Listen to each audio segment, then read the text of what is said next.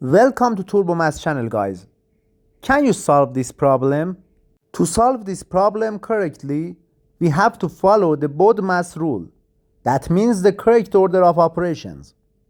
B stands for bracket, O stands for order, D stands for division, M stands for multiplication, A stands for addition, and S stands for subtraction. Let's solve this question step by step together.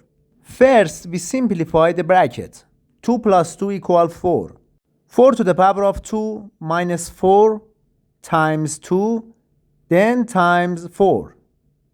In this step, first we simplify the exponent. 4 to the power of 2 equals 16. 16 minus 4 times 2 times 4. Because the multiplication have the higher priority, we start from the left and do the multiplications. 16 minus 8 times 4. Again, we do multiplication because the multiplication have the higher priority. Negative 8 times 4 equal negative 32.